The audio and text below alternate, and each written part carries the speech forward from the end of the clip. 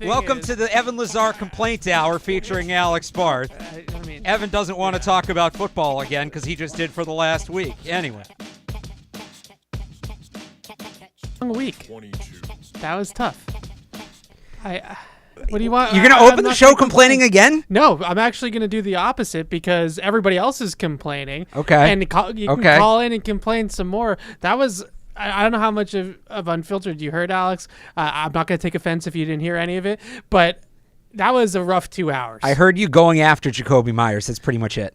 Look, I say this, and I have two takes that I want to get off my chest right now, and then you can tell me I'm wrong. Have you debuted the other take? No, that one's coming. Okay, that's coming. All right, so, we have a take that Evan texted me last night that I told him to wait for the show to debut. And I'm very excited for this because I think it's a great take. It's a good take. I'm take. jealous I didn't think of it first, so hang on for that. But let's get the other takes first. Jealous he didn't hear of it first. Because it does seem like something I would come up with. Do you know who did hear something first yesterday? Who? Me. Yeah? Yeah. I didn't break it. I broke it to you. That's true. Yeah, exactly. That's how I have to operate now. Is I'm allowed to text Alex about some of the little birdies that I hear things from. So yesterday, the Patriots signed JuJu Smith-Schuster. We know that. We're gonna go through all the external free agent signings that they've made because I think those are the real ones that people want to know about these new guys. And we have takes about all of them, but I want to get two things off my chest right away. It was a rough 2 hours just now because I think a lot of people are being extremely impatient about this whole process, right? Of they got to do something now, they got to do something immediate. And I think what shocks me the most is that people are of the opinion that getting a better receiver, which is what I thought we all wanted, was better receivers, right? Better weapons, right. Better playmakers for Mac Jones. More explosive playmakers. More whatever, right? Say that right. Whatever adjective like that, you want to use. Better football players for Mac Jones is what we all wanted, right? And in the offense in general and the offense as a whole. And they went out and they got a better football player. And a player that I'm going to start calling Player A because I think his name alone carries weight for people. I think they hear the name Juju and they remember him dancing on the Bengals logo a couple years ago. Like that's where their brain automatically goes to because we've gotten so many emails and calls about TikTok and about things that have nothing to do with football. If I told you that the Patriots were going to get a player who brought a lot of the same skills to the table that Jacoby Myers did, but he actually creates with the football in his hands after the catch and is much more dynamic with the football in his hands to actually generate bigger plays down the field with his yak ability. Wouldn't you be happy about that? Like, isn't that something that we should all be happy about?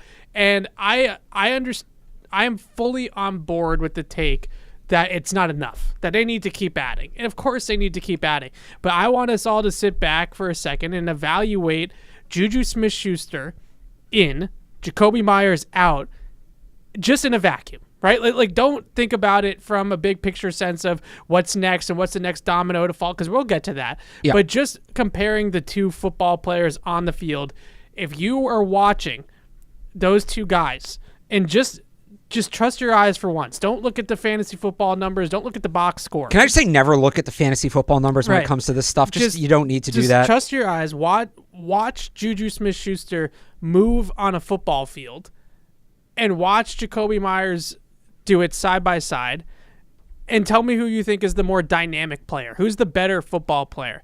And the other thing I'm just so surprised that some of the intangible elements of this are starting to creep in with people, because since when it was that good enough? The locker room guy, the scheme fit, right? Like the quarterback's best friend. Like, why does any of that matter? Like, I just don't understand why that matters so much to people now, because all season long, going into free agency, all everybody wanted to do was upgrade on offense. And now they did that, at least in this situation. Right. And it's, but everybody loves Jacoby. He's a great team. I love Jacoby too. He was a good teammate. He was fantastic to all of us. He was a really great guy. And I am not slandering him, I think is the word that you used, right? I'm not trying to do that.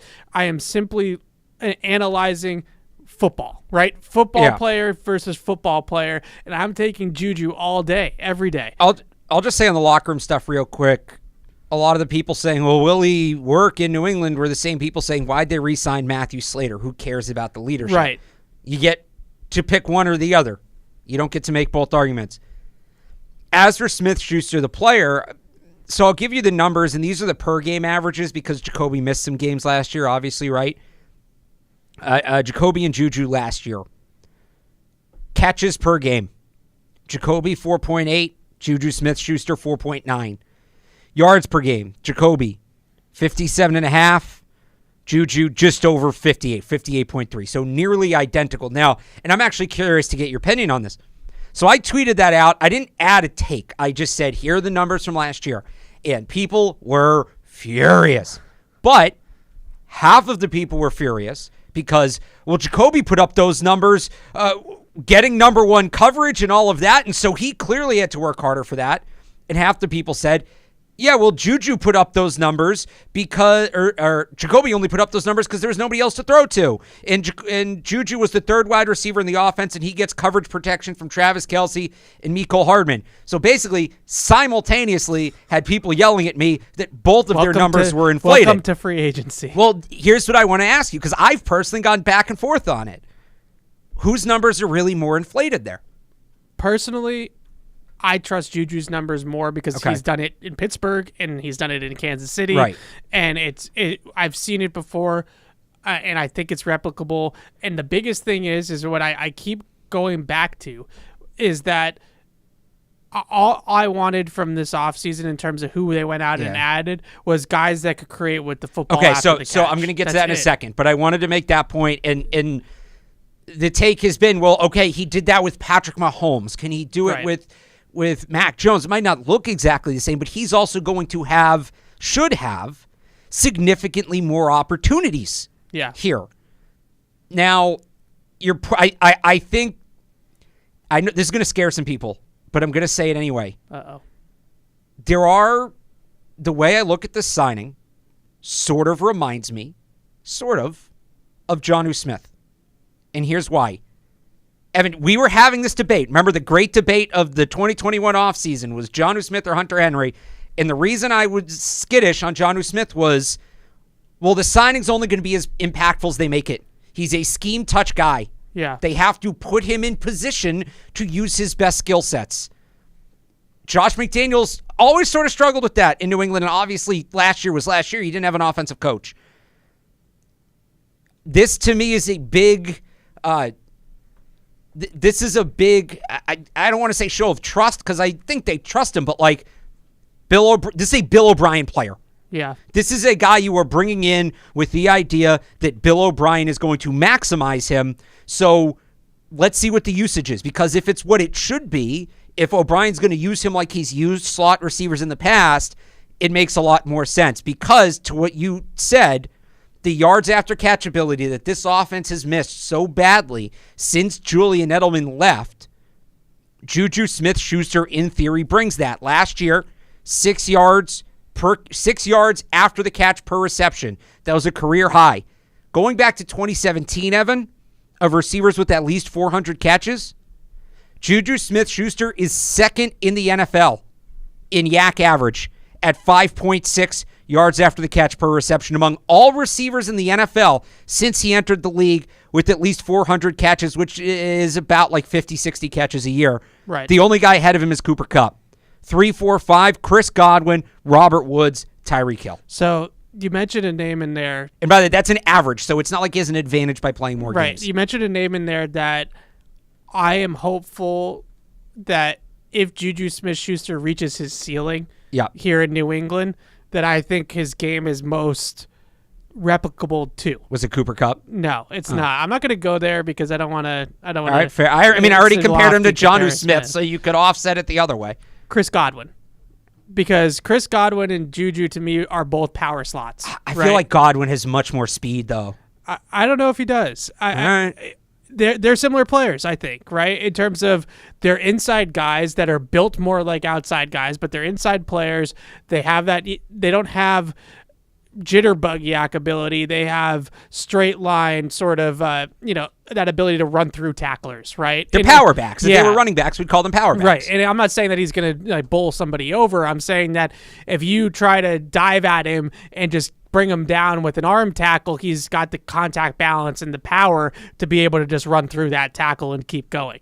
That's, I think, what I see a lot with Godwin. Now, I think with Juju, you mentioned his usage and things like that. What I'm optimistic about, why I'm so optimistic about this signing, is that I think that they're going to use him in basically the same way that they used Jacoby Myers, but instead of going down at 12 yards, now they have the opportunity of, okay, we're going to hit him at 12 yards, and maybe 12 yards becomes 25, right? If we can get him loose, maybe those situations end up tacking on more. This is a guy that really, in Kansas City, and I think, in Pittsburgh as well, he runs a lot of in-breaking routes, right? Slants, digs, overs or crossing routes, if you want to call that, call it whichever one you want to call it. He ran a lot of hitches with Kansas City as well, just quick hitch routes, over the ball routes, things like that. And he's got that ability to break a tackle. He's got that ability to shrug off a tackle and keep going and pick up some extra yards. He also has that ability, though, at 6'1", 215, which we went back and forth with a little bit yesterday, me and you and me and Deuce, running whip routes, right? Running the quick juke routes that the Patriots are going to run. To be fair, I didn't say he couldn't do it. The one clip you picked to highlight it, like there were so many more impressive examples, and you were just stuck on this one that only looked impressive because of the camera angle. No. He runs by, the defender dives at him and misses. You need to find the back angle of that. But that's exactly what the defender diving at him and him not just going down by the shoestring is an improvement. Which is great. Okay. But there's also clips where he legitimately breaks tackles, but you said those were flukes. So I was just one against Buffalo was a fluke. His touchdown against Buffalo, I don't show that highlight. There were other clips you sent me, and I was like, these are so much better. It was just I agree with you. He can break tackles. It was very weird how you chose to display it. Good. Those are the types of things that I see with his game, is that in this offense with Mac Jones and Bill O'Brien, this is going to be a timing, rhythm-based system. It's not going to be bombs away. They're not going to be playground Patrick Mahomes, and they're not going to be, no risk it, no biscuit Bruce Arians either. Right. So they're going to be living in that 5 to 15 yard range, and now you have a guy that, first of all, loves being in that zone, short to intermediate, middle of the field. Right, that's where Mac Jones is at his best. Middle of the field, and gives you some yards after the catch ability. That to me is a great signing. That's exactly what they have been missing. That's exactly what they need. Now, with that being said, I am not sitting here and telling anybody, just because I like Juju and I like the signing, and you know why I like Juju, because he's a Trojan, and I'm a little biased on that one. But you hate the Pac-12. I hate the Pac-12, but I do love USC guys. Anyways, that doesn't mean I think that they're done either. I'm not sitting here saying that, they got Juju, they got the number one guy, we're all done. Sunshines and rainbows. Yeah, done. Right. See you in September. No, they got to keep adding, and this is where the take comes in that you mentioned, that I mentioned to you yesterday off the air, of what do they now go out and get to pair with Juju? And I'm talking about not names, yes, which we're going to get to, but also just playing style, right? And the type of receiver, because I think that's important. And you can call in 855-PATS-500. Webradio@patriots.com is the email. We already got some callers. So I'm going to get this take out and kind of set the table here on this, and then we'll take some of these calls and we'll go from there. The main thing is, to me now, you got Juju. I think Hunter Henry is still going to be a part of this plan and part of the offense. Yeah. I think one of Kendrick Bourne or Devontae Parker is probably going to emerge, and Tyquan's the wild card, right? I'm not counting on anything from Tyquan, but he's the wild card in this whole thing. So when I look at outside of Tyquan, who again I don't know what he is, so I can't really count him at the moment. Yeah. Outside of Tyquan, I think the one critique, although I think Juju is a faster, more explosive version of Jacoby Myers, the one critique is that I think they still need some speed. They still need some speed, especially speed on the outside. And the main reason being is that if Juju is going to live in the middle of the field and we're going to do all these things that I just gushed about for the first 15 minutes, right, you got to get the safeties off of him. You got to let him go up against slot corners and linebackers and things like that where he can win foot races because he's a low 4.5s guy. He's not a burner, right? He's not a fast receiver. Yeah. So they need to get somebody to pair with him that has some vertical element to his game and has some field stretching ability now, and is like a legitimate threat in that sense, not just like a plug, not Nelson Aguilar, not right? Nelson Aguilar, not Philip Dorsett, not a plug and play X. Because and this goes back to that conversation we had earlier about he put those numbers up with Mahomes, and how do they maximize that? How do they replicate that? Well, first and foremost, you make sure he's getting one-on-ones. Yeah, you talked about the whip routes, Evan. He's going to win one-on-ones if you can get them for him, but. And this is a big overarching take I've had all offseason. Same reason I don't want them taking a tight end in the first round. Right now, teams can still just sort of stack the box against them. Yeah, they're still slow. You need somebody on the outside to stretch out that defense horizontally. Horizontally. Either way, vertically or horizontally. I think horizontally, even vertically, all right, that's fair. But just... they can still stack the box against you. They can still hone in on Juju like they honed in on Jacoby Myers last year. And if that's the signing, if that's it, it's just the upgrade, then they very much didn't do enough. So there needs to be another guy. And hand up, Evan, I'll say it. And everybody knows I love this player. I've been super high on this player. I still very much think he's a great player. But at this point, we're probably done with Jerry Jeudy. Yeah. He's a slot guy. They have their slot guy. This is a good going to the boundary. Jeudy, we got an email, and I've gotten some replies as well on Twitter about Jackson Smith and Jigba, right? Yeah. I think it's another guy that's probably crossed off the list now that you have somebody like Juju. JSS in, JSN out. Yeah, right. And I think Jeudy, your guy, unfortunately, is overlapping. Right, so we both just lost our favorite player of the offseason. So now the question is who do we want to pivot to? I have an opinion on this. I am very excited for this. I don't think people are really going to like it. They're not ready for it. They're not ready for Brace it. yourselves. I don't think they're going to like it because everybody wants the big move for the number one receiver, the guy that we can go buy his jersey, right? That's what I keep hearing from all of our listeners, who I love, by the way. Yes. I'm just being sassy. You know what? You know what the Patriots... Let me set this up for you. You know what the Patriots are overdue for this offseason? Everybody's talking about the Patriots are checking bingo, or they've done this move and that move, and it's all typical the Patriots. Move? I was going to say reunion. Reunion, yeah. The reunion move. Yeah. So, what did I mention before? It was that would be a good pairing. A vertical receiver. Yeah. Some speed on the outside. On the boundary, some legitimate speed. And not only just so that they can hit some big plays down the field, because that would be fun, but also because they need to be able to clear out the middle of the field, right? Yes. Like they need to be able to get Juju and Hunter Henry, who I think is going to be a part of this, like I keep saying. They need to get those guys some space and some breathing room so that they can go and do their things. Yep. I am willing to open that door up for Tyquan. Like Tyquan should have that door wide open. So give him a chance to win that job. Correct. By the way, people have guessed your take in the chat. So they can stretch the field. The guy, because you said he was a reunion. The guy that I look at, that I gravitated towards yesterday, that I'm like, this makes all the sense in the world, is Brandon Cooks. Yeah.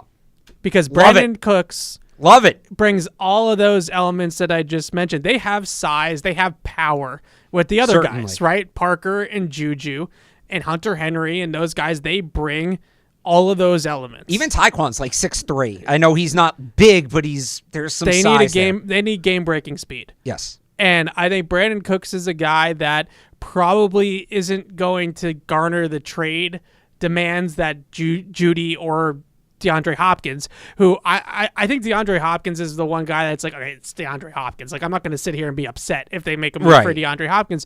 But to be honest, he's kind of slower too, right? He's not like known as a burner by any means. That's not his game.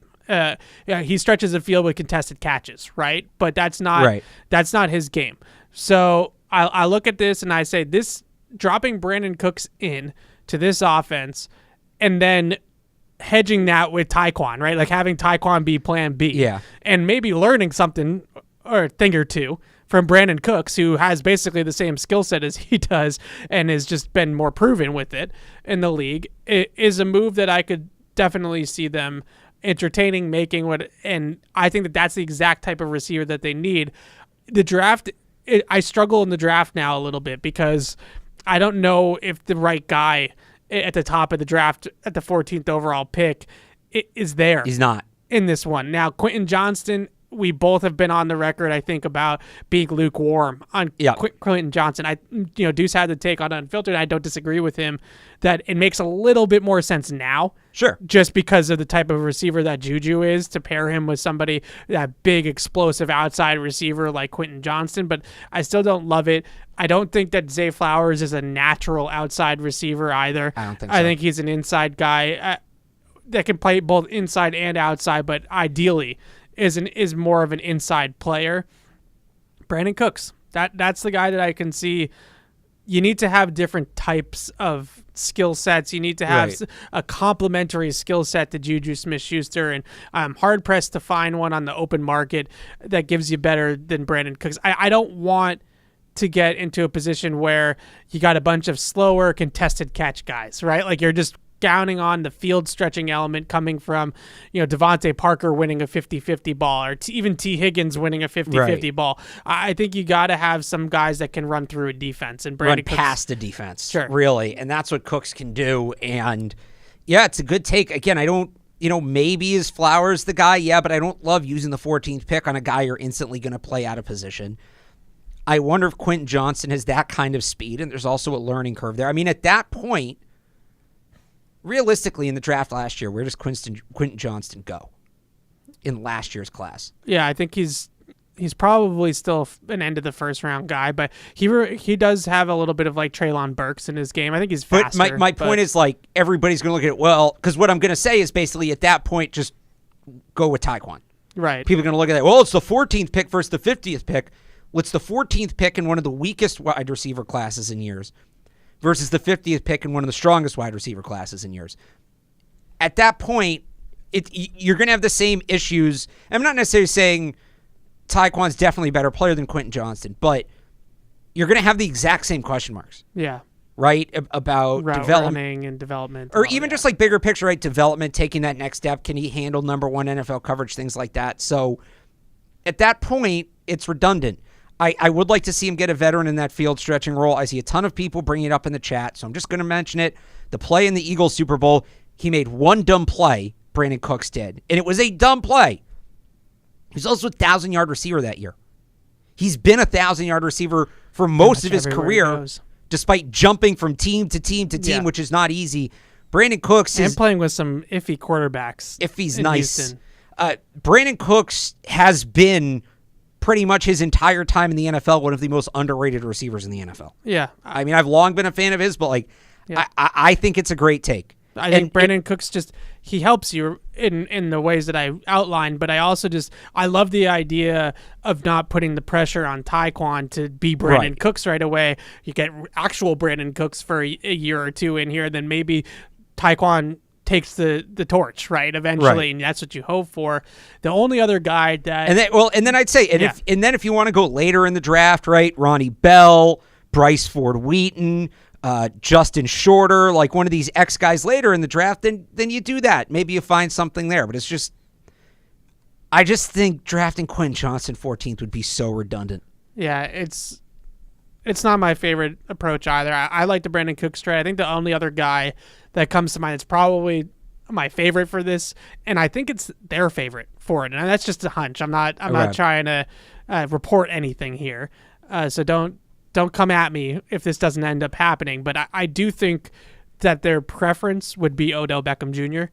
I mean, that would be ideal, yeah. Because from what I have been able to gather about their pursuit in free agency is that they would rather, and you understand why, they would rather not part with draft capital and salary cap. Sure. So if they can go out and get a guy like Odell as a free agent that they just have to pay, and they're not giving up both compared assets, to a guy like Hopkins, I think Hopkins or Jeudy or Cooks even is probably going to be a third or fourth round pick, and then $18 million in base salary. So Odell. Now the things I've heard about Odell going back to last year. So Odell was telling people last year that he wanted to play for the Rams. Like, even when Yeah. he was still in Cleveland, he was telling people that he wanted to play for the Rams. So nobody in his circle was surprised at all when he signed with the Rams when he was released by the Browns last season. But the one thing that you hear from Odell side of things is that he I would actually say that maybe even more so than the money that's been out there, that he wants that $20 million a year figure. I think that he wants to play with an established veteran quarterback, right? And the big rumor right now is that, Dak and the Cowboys. The Cowboys are really interested in Odell or making a push for Odell. So that would make sense, with Dak Prescott. I think he's always had an affinity for maybe playing in Kansas City with Patrick Mahomes. So you're going to have to sell Odell, and my guess is sell him financially on coming to New England and pairing up with Mac Jones on the fact that you're paying with Mac Jones instead of Patrick Mahomes, right? And so that's going to have to come with compensation. Like, you're going to have to overpay him a little bit. You're going to have to be the highest bidder on the market for Odell, I think, to get Odell. And I don't know if they'll do that. So that's why I think they might have to pivot. But I think between Odell and Brandon Cooks, that's my wish list. Those are the two guys. Can I throw out an idea of how they might do that? Yes. Even if it's not total dollars, and look, they need to be competitive in total dollars. The Chiefs, who are the other teams you mentioned? You only mentioned like 3 teams. Dallas, right? These are teams that are, Dallas isn't a contender, but they think they're a contender. The Chiefs are actually a contender, right? Dallas with Odell and CeeDee Lamb. All right, that's fair. The point being, like, these are teams that are not going to give a 30-year-old receiver coming off multiple ACL tears a multi-year deal. Right. Because they can't afford to get bogged down by that contract if his knee isn't healthy. And, they got to look elsewhere because they want to pursue a title. The Patriots, and look, Beckham's probably going to want multiple years, ideally. Yes. I don't think he can get that and go to a contender. I agree with you. To me, the Patriots' edge is, do you guarantee him money over multiple years? Now, that's obviously incredibly risky. Yeah. I know it would be a lot of non-starter for people who are listening and playing armchair GM. It might be a non-starter for the Patriots, but they're not going to compete by giving him a 1-year contract. I think even if it's the most money, because a 1-year contract is a reset contract. He's trying to reset his value and then go get a big deal next year. He's going to do that in Kansas City. He's more so than he's going to do it here. You have to give him the multi-year deal he's hoping to get next year. It doesn't mean 5 years. 2 or 3. 2 or 3, right? But if the Patriots are to compete, to me, that's how they compete for Odell Beckham, is multiple years and not just multiple years, but, we're going to front load all the guaranteed money. No. He's here for 2 years. Right. You have to give him the contract that when Adam Schefter tweets out that Odell signed with the Patriots, he gets to gloat about that he hit the number, right? It has to be a 3-year full value, max value of around $60 million. Yeah. And because I don't know if, I don't have that information that he wants the $20 million a year, but I think that that's a number that has been floated out there that he wants to try to hit, and that certainly tells you. But everybody wants $20 million. I think it's just a benchmark guys use. Odell got the bag, right? Like, that's what he wants. I think the narrative to be based off of what's been out there and what's been reported. So, if that's the case, Personally, I would do something like that because I think the Patriots are in a position where they need to go for it in that respect, right? They need to make a swing at one of these guys and finally pay up for it. They got JuJu really on a good deal. They did. They got JuJu on a nice contract, good player that they got on a nice deal. They didn't overpay for JuJu. They got him right where they in a team-friendly manner. So I think if they're going to get Odell, they're going to have to overpay. I think if they want to just maybe go with somebody that's a little bit outside the box and maybe it isn't the big name necessarily like a DeAndre Hopkins, like an Odell, I think Brandon Cooks might end up being their guy. All right, let's take some calls. We're also going to get to some of the other moves that they made over the last couple of days. But Tony in Canada, Tony, thanks for hanging on. How you doing? Tony. Oh, no, not Tony. All right, Tony, call back in and we'll get you on the air. What's up, Patty? How you doing? What's up, guys? Hey. First off, I got to say last week's show when you called Alex, when he called Evan the ponytail guy from Goodwill Hunting and then dropped the frickin' It's Always Sunny reference, I was like, this show's awesome. Thank you. I love the show, guys. Thank I you. can't you. say it enough. He is, though, isn't he? Like, was I wrong? No, not at all. I haven't seen There that you go. movie in like 15 Oh, years. it's a good movie. I don't even know if I get the reference anymore. Like I do because I I've seen sent you the clip. scene. I texted you the scene after I made the reference. Anyway, Sorry, all right. sorry, Patty. Patty, Go what do you ahead. got? No, that's all right. But Evan, I like what you did on PU today. Don't let anyone give you a crap. But I just wanted to bring up, it wasn't John Zandis. It was whoever he was doing the show with yesterday who brought up how Zay Flowers might actually be like the perfect, and I know you guys just brought him up, perfect wide receiver to complement JuJu Smith-Schuster. And that way, I mean, you're using a draft asset, but you're not giving it away. You're actually, giving that guy at least 4 years here in the system to see what he can do. And I'm sorry for the background noise, guys, but I just wanted to get your opinions on that instead of just going the free agent route. Yeah, so thanks for the call, Patty, as always. I do like Zay. If I like Brandon Cooks with the pairing with JuJu, then I can see it with Zay too. Zay has some really good film on the outside at BC where he's maybe a little bit better out there than people give him credit for, I think, on verticals, right? Double moves, just straight go balls, things like that. But his size, 5'9", 180, it definitely projects a little bit better to the side, but I think he can play off of JuJu nicely. Like, I do think that that's a nice route to go. We come back to the same thing we've come back to with Zay Flowers, who I think I'm going to go see next week at BC's Pro Day, by the way. We come back to the same thing with Zay constantly. Is 14 too rich for Zay Flowers? Is the 14th overall pick, is he worth the 14th overall pick? Because I can't sit here and say that I like Brandon Cooks pairing with JuJu and say that I don't like Zay Flowers' pairing with JuJu, because I think those guys are very similar games. I actually think Zay Flowers, maybe not quite the deep threat that Brandon Cooks is, but is better with the football in his hands and is a better yak guy. But regardless, what do you think about Zay? And again, it comes to bottom. They're not going to get him at 46. Right. So if they're going to pick him, it's going to be in the first round. Yeah, I wonder about him beating press in the NFL. That's the one thing I worry about, because if he can't get off the line, that field stretching doesn't matter, right? And yeah. He has some really good reps against press, but the sample size is really, so really small. And I mean, against Taekwon also had some really good reps against press, by the way, too. So and like against who? The ACC was terrible this year. Yeah. I mean, last year you had guys like Andrew Booth, right? But even Clemson had a down year at corner.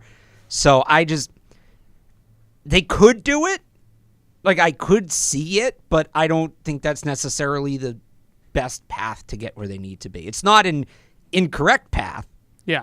But I don't think it's the best path to get where they need to be. No. I know that the 40 time doesn't really shouldn't matter that much to me. It doesn't, but him only running a 4.42, that I think he put on the weight for good reason, but I think that if he hadn't put on the weight and he came to the combine at 170, which was what he was at the Shrine Bowl, I think Zay probably runs in the 4.3s, and I'm not necessarily as hung up on that, but 4.42 is good speed. It's above average speed.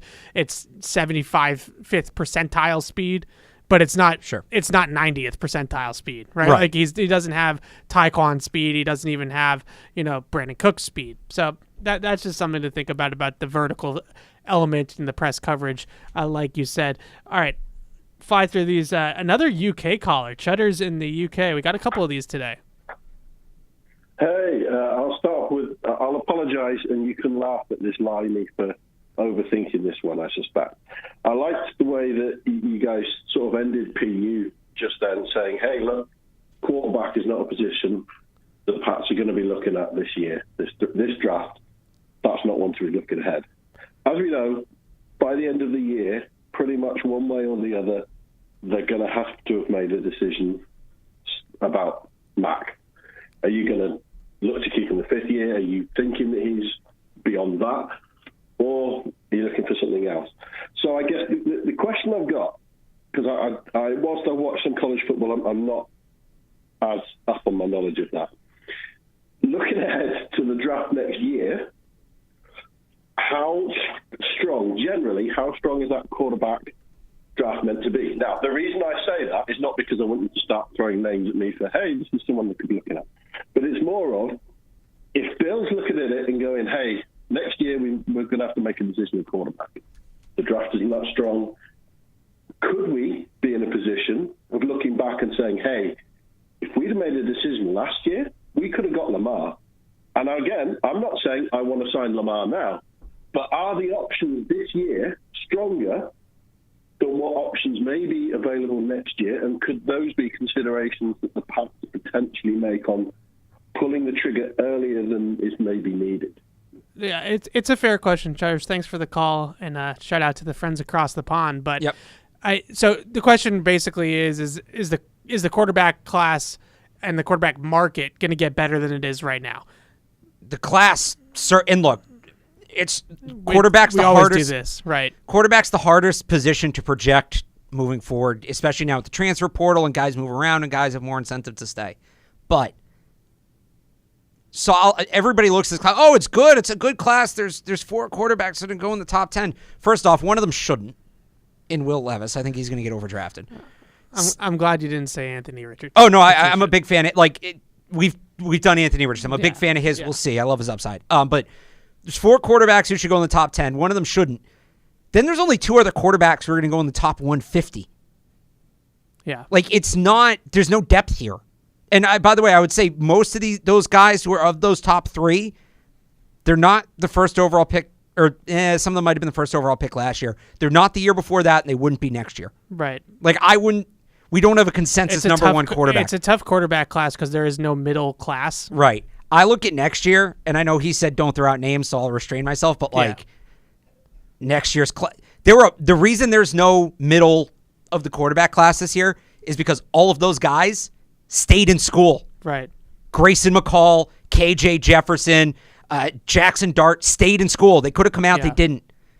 Next year, everybody said, oh, just draft Jalen Hurts. Just go get the athletic quarterback in the second round like the Eagles did. None of those guys are in this class. They're all there next year. So next year's a much stronger class for quarterbacks. It's a better class than the draft for quarterbacks. Alex, you've been doing this with me since Lamar's rookie season, I think. Yeah. You know how much I love Lamar Jackson. And my opinion has changed. You know how much I love Lamar like him. Jackson. You know he's one of my favorite players in the league. I can't wrap my head around that being a move that this organization would make. I'm not saying it's a move that they shouldn't. I'm all on board with it. The only guy, let me put it to you this way, the only guy that, because I like Mac too. I don't want people to take it that I'm out on Mac, but just because if it's a clear, obvious upgrade. If it's a guy who's won an MVP, then you do it. Right. It's the same thing about, we did this months ago. Oh, well, if Brady's a free agent, would you take him back? Yeah. Right. Oh, so you hate Mac? No. Yeah. But he's Tom Brady. Right. It's Lamar Jackson is in that category for me of, okay, in this case, yeah, absolutely. I think that you go and you would make a move like that. Would they? I don't think so. And I do think it's fair to look at the quarterbacks and look at Mac Jones and give it one more year and into year 4 now, where they will have to make a decision on the 5th-year option next May. Maybe that's when you go and you make that Jalen Hurts pick that everybody wants them to do in this draft cycle. The only guy that's in that middle class at quarterback right now in this class is maybe Hooker, but Hooker is hurt and older. Yeah. There's really not a ton of upside with him. He'll come in and be pretty good, but I don't think there's a ton of upside with him. All right, Dan in Chestnut Hill. Dan, you must have seen Zay Flowers a few times. Hey, guys. What's up? Hey. So as much as I want to gloat about Zay Flowers and how much I love him, I had a different idea that I wanted to run your.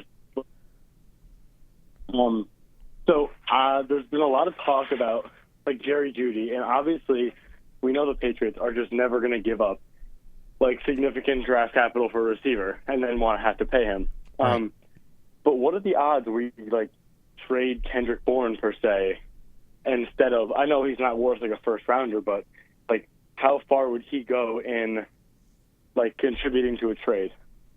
I actually like the idea that Dan's proposing, which is, thanks for the call, Dan.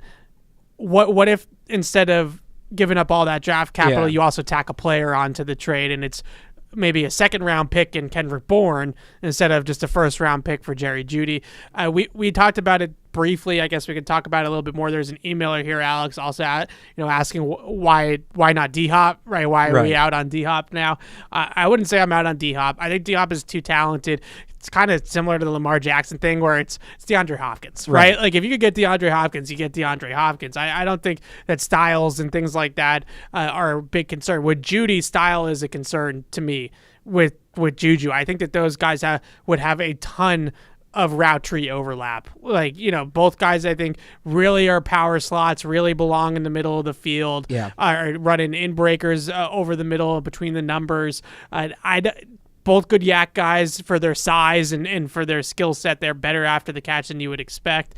So I don't know if I see the fit anymore for Jeudy, who we both really like as a player, but I think they might be redundant. So, yeah, it's redundant. Again, you need somebody who's going to play outside the numbers, who's going to keep defenses honest out there. And could Jerry Jeudy do that? Maybe. But if you're going to give up what it costs to get him, give it up to get a true outside receiver instead of having a guy change positions. Because Judy's played on the outside. He's done it. He can do it. But it's like he's a part of his value is his formational versatility. Yeah, and I think you're playing both of those guys are Z's. They're both Z receivers. Neither one of them is a true X.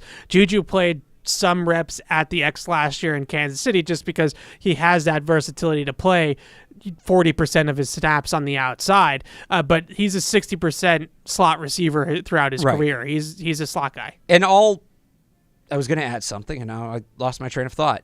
Well, we can take this call. Okay, Maybe you'll get it back. Yeah. What's up, Mark?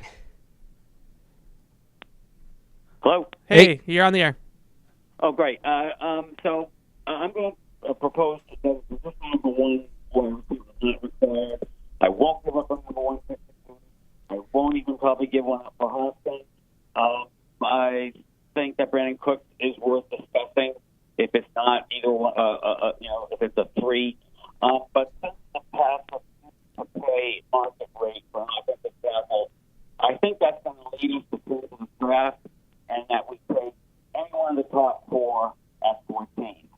I'm going to push back a little bit on JuJu here. I think the strength of the draft of wide receiver is the deep slot.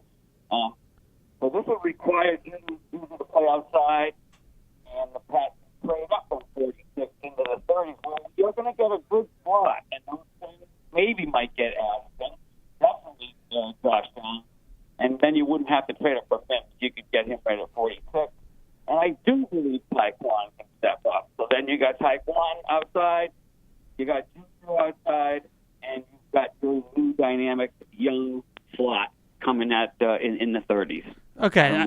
What do you think? Okay, Mark, thanks for the call. I think I got like half of that. I think we were able to piece together. Your phone was going in and out there a little bit. Were Mark. you? You're going to have to translate for me. At 14, I think he was talking tackles. All right. Okay, I'm in on that. I'm not sure, but that's where I wanted to go anyway, so I'm just going to take us there regardless. Wait, I remembered what I was going to say before, though. Okay, but the other thing that he was mentioning, I think, was like the pure slot guys that are in the draft. JSN, Zay Flowers. I think he mentioned Josh Downs. Yeah, and I heard him say play JuJu on the outside. Yeah. It's not. No. So, but I do think that they, to his point, I do think that there is still that potential of that Danny Amendola Edelman style slot, right? Welker style slot that maybe, JuJu's intermediate, that guy's short, and then you have a deep guy. Like, I think that could work in theory. So I wouldn't totally rule out a player like that. But I think that skill set is now something that if they want it is probably better suited in a day 3 type of pick, right? I don't think they necessarily should be looking at the Josh Downses of the world, and who I like a lot. But I don't know if that's necessarily the right use of that asset, knowing that JuJu is going to play so much on the inside. But if you wanted to talk to me, and I've grown on this player, Alex, Charlie Jones. I was about to say, if you want to talk to me into Charlie Jones. I can't believe you like Charlie Jones. This is excellent. The kid from Liberty that we saw at the Demario Douglas. Yeah, like if you want to talk to me into some of those Rakim guys. Jarrett? Sure. I think Rakim Jarrett's more of like a vertical slot than like a true jitterbug. Okay, I get what you're saying. But but still, like if you want to talk me into, showing him on the TV behind us, like Hunter Renfro's of the world, right? Like I think that guy still has a place in this offense, and that might not necessarily be JuJu's game. But what were you going to say? To the last caller's point, I would not trade Kendrick Bourne right now. Okay. His value could not be lower. That's fair. Like, you sat him all last year just to trade him when he was an incredibly tradable asset last summer. Keep him. See what you can get out of him. You're just not going to get what he's worth. Yeah, no, that's a fair point. All right, Nick in Rhode Island, and then we're gonna talk about these free agent tackles and the other guys that they signed. But what's up, Nick? Hey guys, how are you? So I called a couple weeks ago. I brought up Cody Mock. I will mention him again, but really quick. What was Andre Dillard projected to start at left tackle if we were to get him? That's my first part of this question. If they were going to pay him that kind of money, then yeah. And then probably Trent back to the right side. Yeah. Yeah. Okay, so then Anderson's a downgrade then, correct? I think in the eyes of the league, certainly, but we're going to get to a little bit more of an Anderson breakdown here in a sec. I don't know how much of a downgrade that is, honestly. Okay. Well, I guess my question to preface from that was, to me, this draft, the sweet spot is like 25 to like 50. So this is based on like the million PFF mock drafts I've done. But so because of that, I just wonder if we should trade down. I just think we should double dip at the tackle with like the interior guys. So I don't know what you guys think of Matthew Bergeron. I think, he didn't stand out to me initially when I watched him, but he's got really good strength, upper body strength. He's really like holding people off. I was really impressed by his tape. And then somehow it's either Cody Mock or someone else. We got to get like, if there's not a lot of offensive talent, with the skill positions in this draft, I think the way you make everybody better is just to get a great line. So why not double dip early? That's my question, guys. Yeah, so that perfect segue for us, Nick. And I just quickly, Bergeron's a guy that's grown on me a little bit too. He measured in a little bit longer and a little bit taller at the combine. And I thought he really was going to measure in like a guard. Yep. And he has a little bit more length that he can play tackle potentially in the league. He's somebody that's grown on me. But I've heard a lot, and the contracts came out this morning for Riley, or it was actually late last night. I think some people had him. Riley Reiff's contract basically guarantees him a roster spot. Like that's for 1 year, $5 million, 4 and change guaranteed. Yeah, with some He's incentives to make a decent amount of money. And by the way, they'd only open up. It's less than $1 million. It's like $800,000 if they cut him. Yeah, so he's making the team. He's probably making the team. I think it's fair to say that the contract makes him a lock to make the roster. Yeah. In terms of starting, though, I have a lot of reservations. I do not like the idea of Riley Reiff being your starting right tackle for the season. Now, if he's your starting right tackle for the first month because they draft Darnell Washington and Darnell Wright, excuse me. Washington. Yeah, well, Darnell Wright. I thought we were past Darnell Washington being a tackle, Evan. Darnell Washington could probably play right tackle too. But yeah, he's around a 4.6. Yeah, Darnell Wright. If they draft him, they find a way to get him in the second round or something like that, right? Yeah. And he's not 100% ready to throw him to the fire in week one. And they want Riley Reiff to be a very, very brief bridge to the future at that spot. Then I'm okay with that. But counting on a 34-year-old Riley Reiff to start 17 games and hopefully 17-plus games for you next year is asking a lot of that player. And I agree with you. I think that that contract tells me he's going to make the team. He's going to compete to start. He would be as they are, and there's still some guys that have to sign contracts, so this might come down. But as of today, he is tied as the 15th highest paid right tackle in football. That's top half. Jeez. I just look. But here's the thing. So I have this long running. It's like 2 years, but basically since Matt Groh took over, right? Long running joke. Long running take. Oh. 2021, their first round draft pick, throw out positional value. They addressed the biggest hole in the depth chart. It was quarterback. Last year, what did they do? They addressed the biggest hole on the depth chart. It was guard. Yeah. What's the biggest hole in the depth chart right now, Evan? Tackle. Especially now that they signed Juju. Which tackle? I think it's clear they see Trent as on the left side. Yeah. I guess because of the guys that Reiff. Yeah. You know who's back in play? You know who's really in play now? Who? DeJuan Jones. He is. You take DeJuan Jones at 14, and if he needs time or whatever, it's Riley Reiff. But if they follow that pattern, right? And look, it's not as obvious this year as it was the last couple of years. You could make an argument the biggest hole is free safety, although they met with Taylor Rapp today, so if he signs, that's out. They're going to go. I think they're going to be a safety by committee. Okay, so but again, like just to play the exercise out, you can make an argument it's free safety. Right. I don't think it is because of the committee thing. And then if they sign Taylor Rapp, that's it. It's a wrap.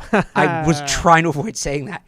You could make an argument that the biggest hole on the depth chart is at boundary or receiver, but again, they just drafted Tyquan. I think they give him a shot. Right. Also, if they had a veteran there, That leaves us with right tackle. Yeah, or just tackle in general, because I heard a lot of this yesterday, and I know, but I've had to spend the whole offseason saying DeJuan Jones is my favorite player in this draft, but he doesn't make sense for the Patriots.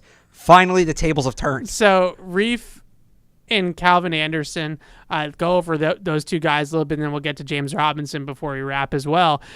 Reiff worries me a lot that they gave him that money, because I really thought they looked at him and they thought, good locker room guy, good leadership quality. He has that snarl or that competitiveness that you like at that position. The Bears really talked about him as somebody who was great for the locker room and was sort of a tone setter for their running game, right? He really brought that kind of lunch pail attitude, get your hard hat on.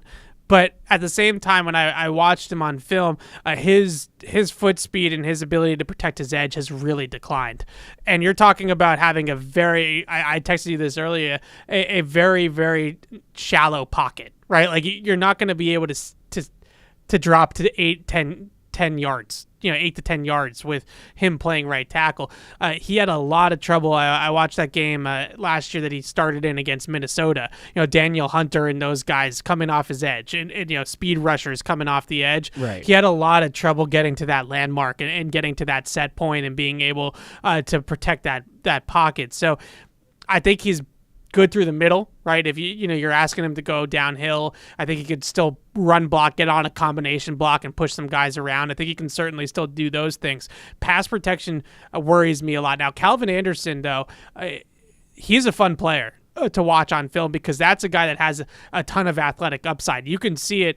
I watched maybe 3 or 4 plays of his from last year, and I'm already like, whoa, like this guy's explosiveness out of his stance and range just pops right away. You can just see his movement is just really sudden and quick, and he really is a dynamic mover. So he's got some upside, but his technique has not improved in the 4 years he's been in the NFL, and he's been with some good coaches. I know that the coaching wasn't great last year in Denver, but Munchak's been their offensive line. He's one of the best, right? It's like Dante Munchak, right? Like, that's like the offensive line coach, Mount Rushmore right there. So the fact that he hasn't been able to develop his technique, he's somebody that his hand usage needs work. His posture needs work. He bends over and kind of leans into his blocks, which gets him off balance. I have concerns about him being consistent in his pass sets. Sure. But his upside and his good film is really, really good. Riley Reiff is a floor player, right? Like, that's a guy that what you're getting, and I don't think, big take out of all this, I got a little pushback about this yesterday. I was surprised. This does not by any means take tackle off the board at 14.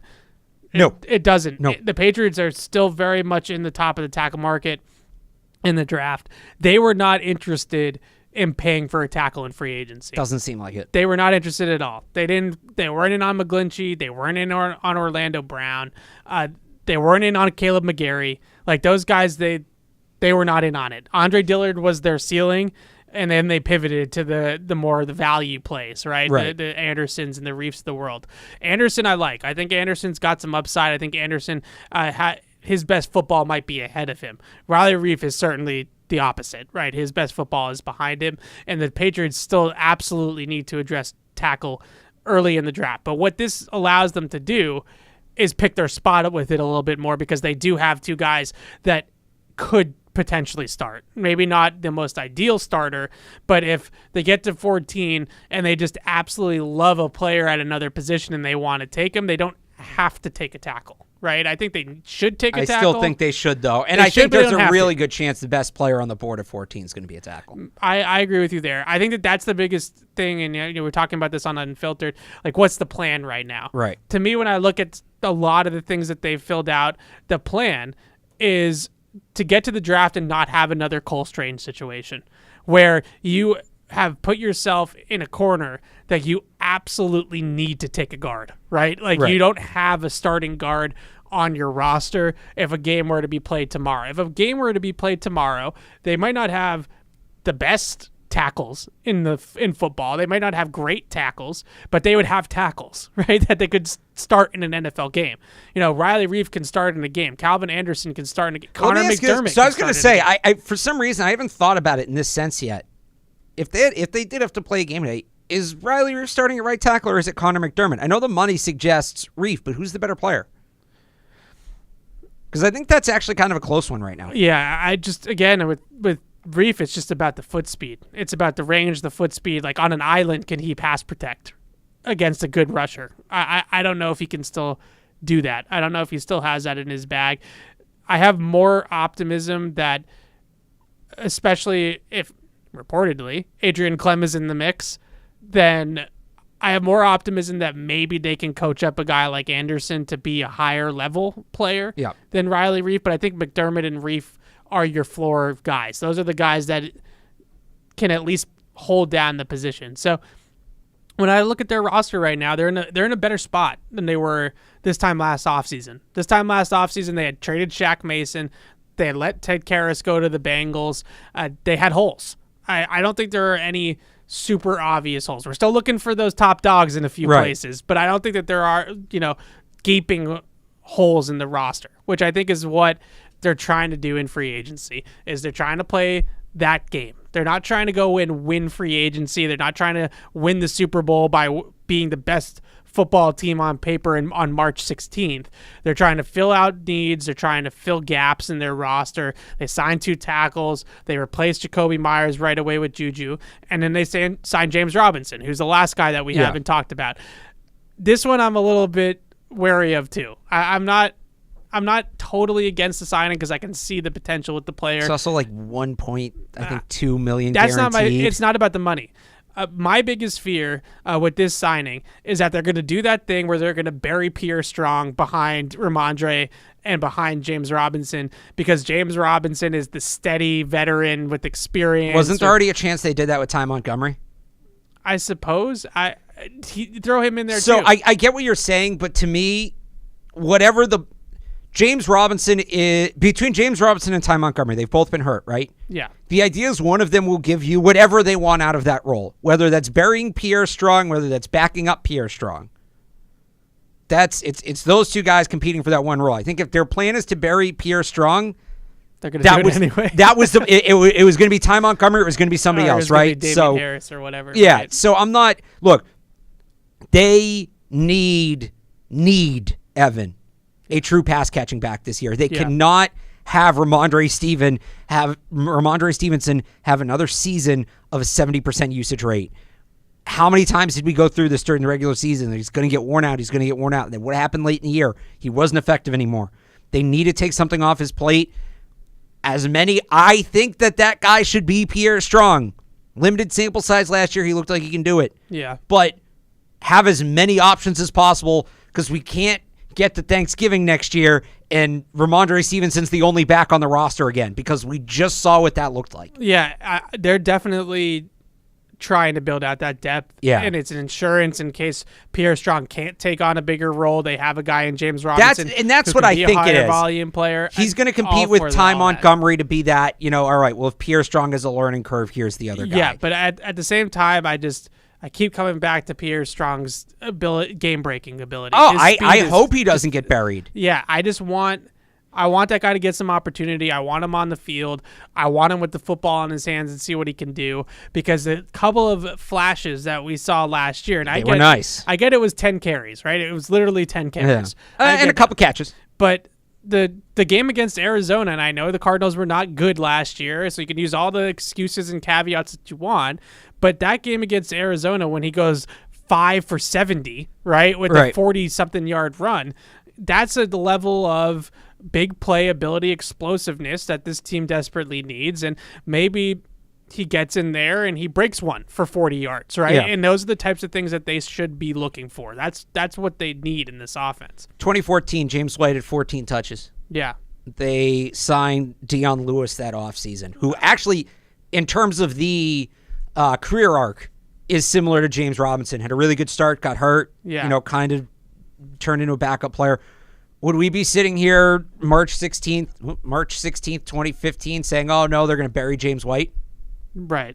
We probably would be. Yeah. And then what happened? He became like one of the most reliable pass catchers in the history of the organization. So I'm not super worried about that. I just want all the opportunities to Pierre. I do, but I also, I say this all the time.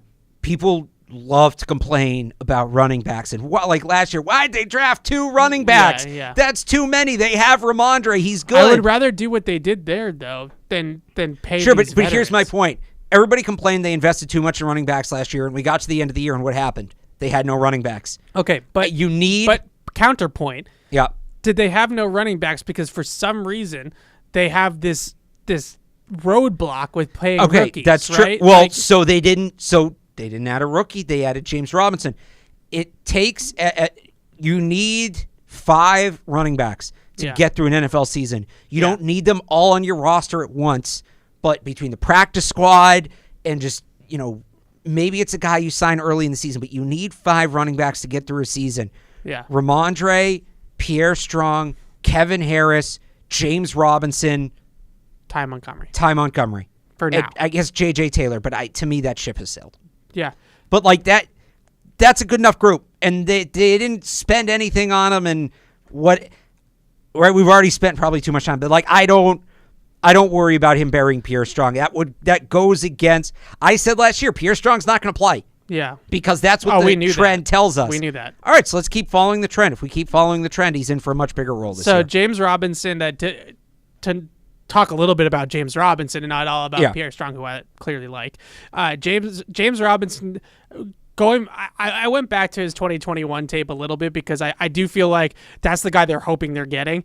It's 1 year. He tore his Achilles late in the 21 season, so it's the whole thing like ACLs, right? Yeah. A year removed from a serious lower body injury. The concern, adding to my concern, is that for that position, for the running back position, the Achilles tear is literally a death sentence, right? Yeah. That's one injury for that position in particular where guys...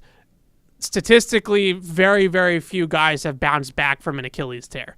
Now, James Robinson tore his Achilles in December 2021 and was healthy for week 1 of last year, and that's admirable. Like that ability to get back that quickly. So maybe he's one of those guys that is just a little bit of like one of those freak healers, right? That can bounce back from this. But from a statistical perspective, if you tear your Achilles as a running back, that's typically, you never get that burst back. You never get that same level of acceleration and explosiveness. So we'll see. But I think that going back to his 2021 tape, I was intrigued by the fact that he's not just a runner. Like he can catch the football and he can run some routes. Like they actually detached him from the formation sometimes and ran routes. That's the reason, like if they had signed like a traditional early down back, I'd be annoyed. Yeah. Because that's what Ramondre's role should be. No, I like that they went... whose skill set's actually sort of similar to? We might be on the same page here. Who? We'll start with. No, you go first. No, I want to see if we have the same player. R? Yeah, Rex Burkhead. Yeah, hey, look at that. Look at that. We spend too much time together. Look at that. Like get these two guys. Yeah, skill sets.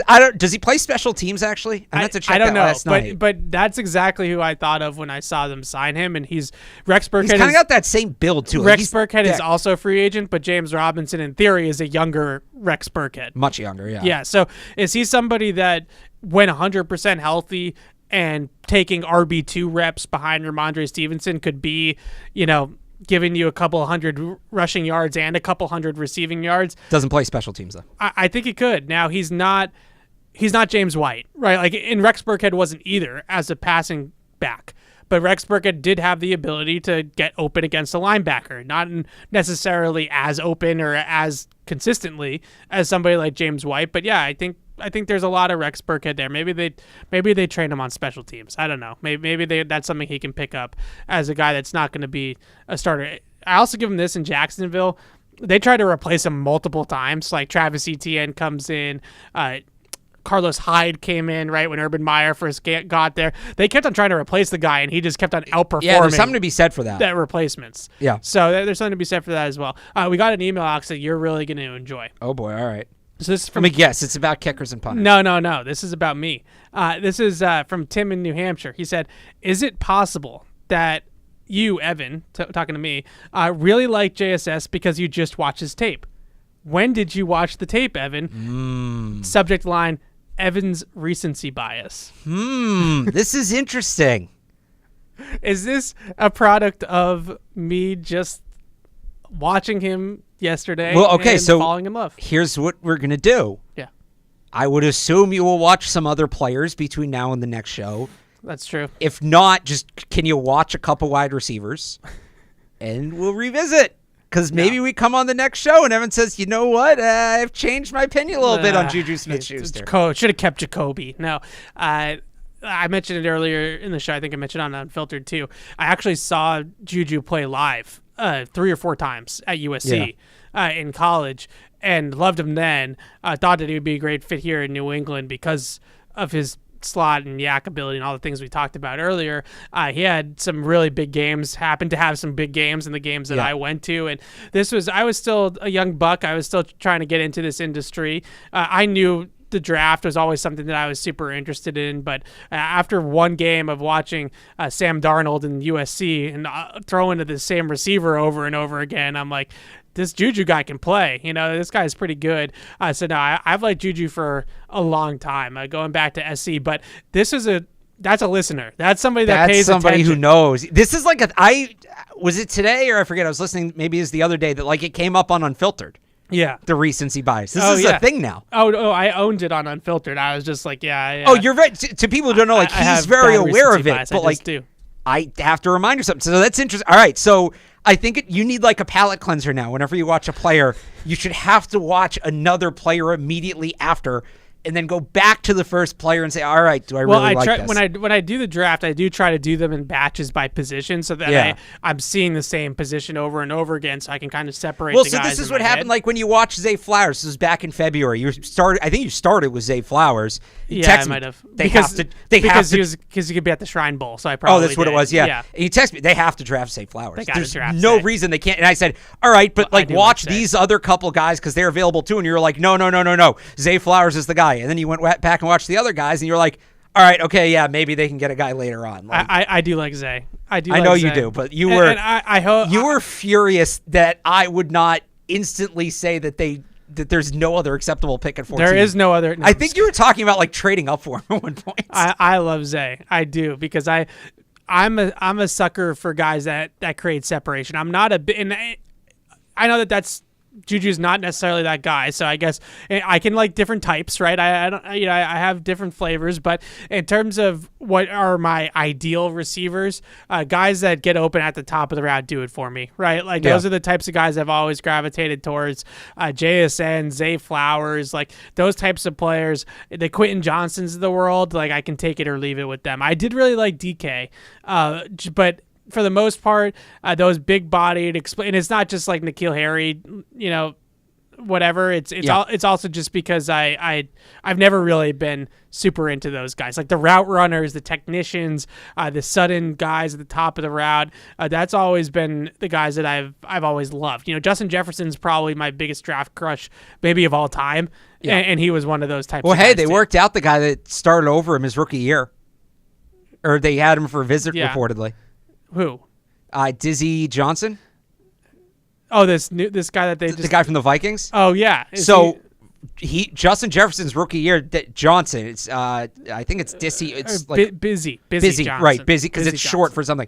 Busy Johnson was the starter the first 3 weeks, and then it was Justin Jefferson. So he got Wally pipped, is what you're saying. A little bit. So we're gonna wrap on this. I did it again. Do you like Taylor Rapp?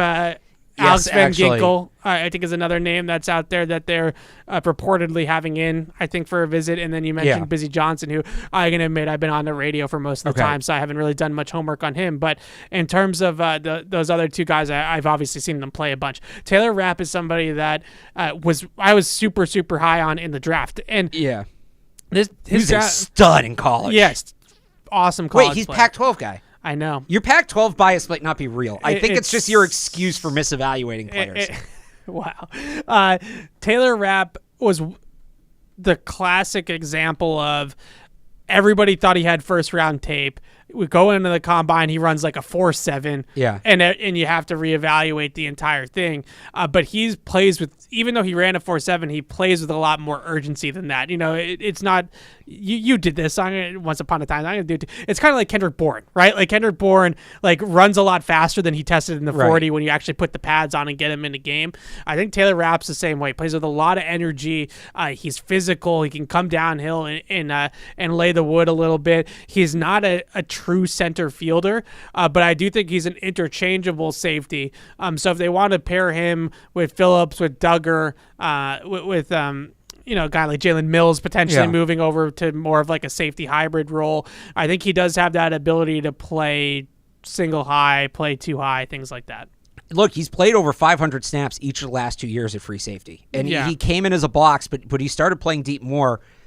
A couple things I like about Taylor Rapp, and I think are crucial for that position on this team, like to play free safety for the Patriots, is massive shoes to fill. Massive, obviously, right? With Devin McCourty leaving.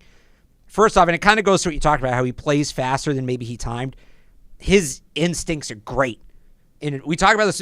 I don't know that he's quite at the level Kyle Duggar is, but like he maybe makes up for not being the fastest player because he starts on a play half a step earlier than most other players do. That's what he was like in college. Because he recognized it, right. So his that's quick and closes. In college, I just remember him just absolutely shot out of a cannon towards the football. So and they love that. Yeah, I mean, we can go through all the guys like that on this roster that they have. That's something they look at. And the other thing, you need to be a good tackler back there because you're the last line of defense. And a lot of teams, they don't necessarily value tackling ability to free safety because they just want the guy that's quick and can cover all the ground. But a lot of those guys are small, and suddenly you get a running back in the open field and they can't tackle him. Yeah. Taylor Rapp had a 6.3% missed tackle rate last year that was top 10 in the NFL. Okay, calm down. And because he has that background as a box safety, he's not afraid to hit. He's not afraid to mix it up. He's also one, and I know this is like cliche and dumb and people are going to roll their eyes, but all right, we're knocking JuJu Smith-Schuster for this. Taylor Rapp, I've talked to people who know him, like gotten his background a little bit. This kid freaking loves playing football. Yeah, like I could sense that when we talked to him. I talked to him at the combine when he came out because, like I mentioned, I really loved his film. He seems like a guy that really loves it and had to kind of find his way to football too with his background. It wasn't something that was like automatic, like I'm going to play football. He just wanted to play football and he's loved it. He loves playing football. I think he loves the process of it, like, just film study and just getting better and going through repeated reps. So I'm not I'm drooling over this guy. I'm not sitting here telling you he's going to be Ed Reed. Right. Like he's not the fastest guy. He's not the biggest guy. Yeah. But they could so there was that top tier, right? We were talking about guys like Jesse Bates and Von Bell and Jordan Poyer. They missed out on that tier.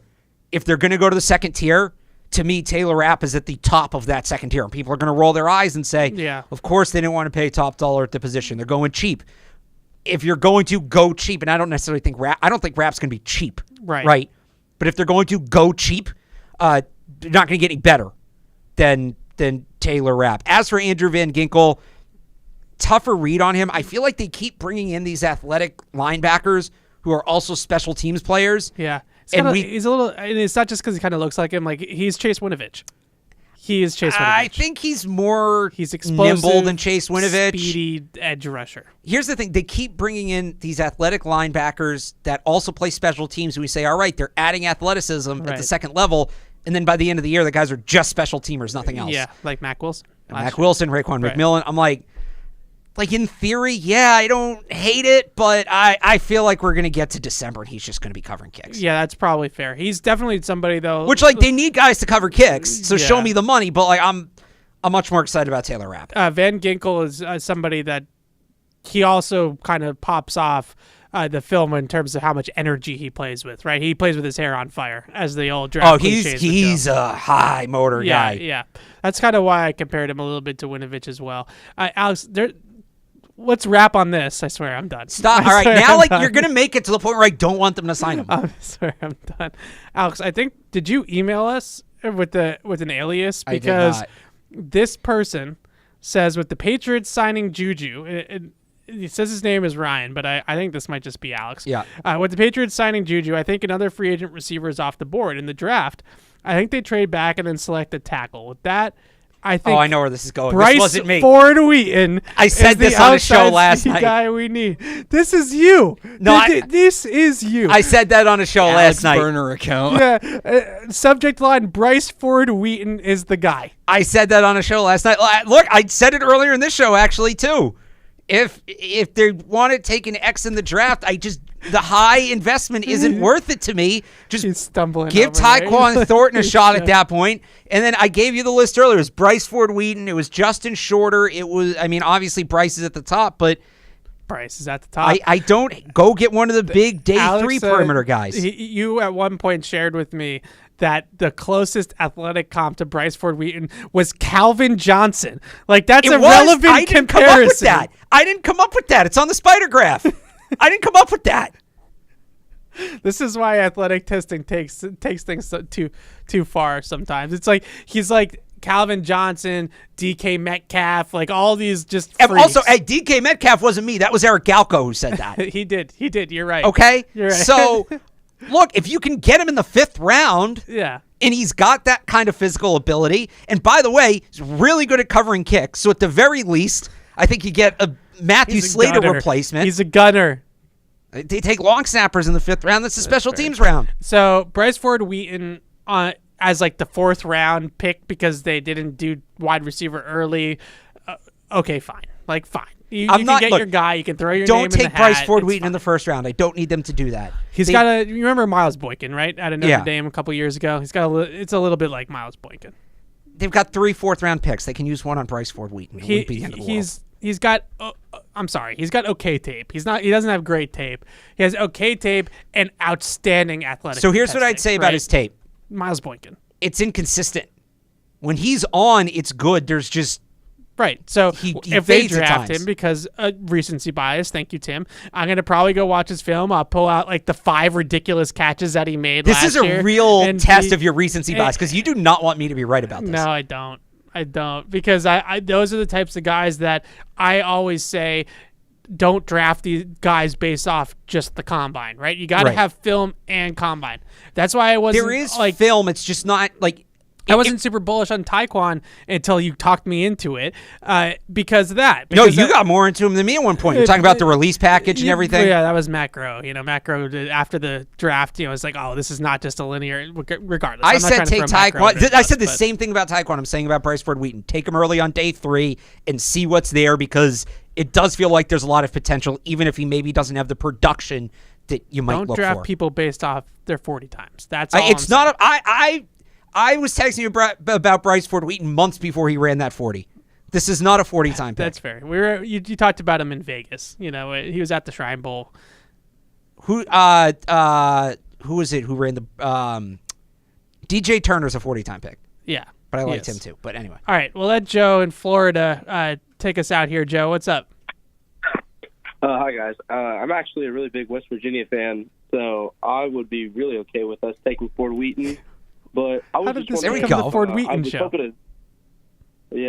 I was hoping to catch Patriots on Thunder. I think I called in too late. Normally I listen to you guys while I'm at work, but I actually quit my job so I can listen to you guys during my free time now. Love it.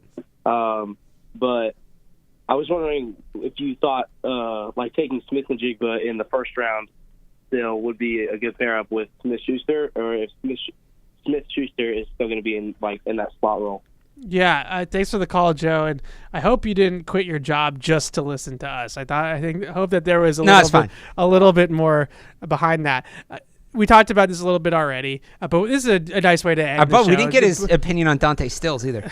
we bookend the show with the wide receiver Country talk Roads. and the JuJu. I think they the lost talk. the other day. March Madness. Guys like JSN to me are now redundant. I love JSN. You know that. He's my favorite. Been wide receiver 1 for me this whole process, but you can't have 2 slot guys. You can't have 2 slower slot guys in particular. Like, if you want to pair JSN with a Zay Flowers type, like, I'm not saying you draft both those guys because you wouldn't be able to. Demario Douglas, I think, would be the perfect example here. Or just, you went out and you got a speed slot in free agency, and now, you want to pair him with a power slot. You could do that, but 2 power slots essentially, and I don't know if Jason's a power slot, but you know what I'm trying to say. He's a big slot. He's a big slower, slot. bigger slot receiver. I think we got to be a little bit more on the perimeter and certainly a little bit more speed. I think that's where we're both at with the next move at wide receiver. It pains me to say that because I do really love JSN. I think he's going to be a great pro. I wish there was a way that I could envision it, that they could maybe put both of those guys together, but I just think there's too much overlap, and it's too much of the same thing and not enough speed on the field. It's fine. So, all right, we can't do JSN anymore. Yeah, but we can do Zay Flowers. Or stay at Ohio State, DeJuan Jones. Because it's totally the same. DeJuan Jones is to me what JSN is to you in this draft. That's fair. Clara emailed in and said that when we were talking about Darnell Washington, that we should have harped on him potentially also playing tackle, that we had a take there, that Bill loves versatility, and this is a guy that could potentially play tackle and tight end. So the Patriots did have a guy once named Michael Williams. Yeah, I remember Michael Williams. Who played both tackle and tight end. He was a tackle at Alabama, or I think he was recruited as a tight end, but was a tackle when he played at Alabama, came into the NFL as a tight end, got moved to tackle. He came here as he played both spots. He played both spots. Yeah. And not like Michael Huomanawinui, the trick formation. Yeah. Like, he was like the third string tight end and the third string right tackle on the depth chart. So they've done it. Totally now, wrong. I don't use a top 50 pick on that guy. Right. But they have done it. He did look good at Georgia's Pro Day yesterday. He continues to look great. I think he's going to sneak into the first round. I think he's. It's hard to find traits like that. You know, the production's not there, but you can sell yourself on the fact that most tight ends don't produce big time at the college level anyways in the passing game. And that size, that speed, and that body control is hard to find. And you know what? And that strength, too. You know what it's a little bit like? It's kind of like, remember we did this with the Georgia defenders last year? Yeah. Where everybody was like, oh, well, you know, Jordan Davis doesn't have a ton of production, and Tavon Walker doesn't have a ton of production. And it was like, well, there's so much talent on the field. Right. Most of these first-round picks are so much better than everybody else around them. They put up video game numbers. On Georgia's defense, you can't do that. Darnell Washington's behind Brock Bowers, who's going to be a top 10 pick next year. Yeah. And they had a guy named Eric Gilbert, too, who was pretty good at tight end. Washington was kind of on par with him. They sort of swapped him out. If Darnell Washington's on any other team, his production is much better. Using his production is a little misleading in his evaluation because, again, he's behind the best tight end in the country. Right. And he still managed to carve out a role where he's, I think he's going to sneak in the back into the first round. He's a big dude that can move. That it's the Bill Parcells thing, right? There's only so many guys on the planet that are 6'7", 265, and move like that. So there are only so many guys who are 6'8", 375, and have D1 basketball feet too. Evan, he's gonna make DeJuan Jones a Patriot if it's the last thing that he does. Right, I am. He's gonna shout it from the rooftops.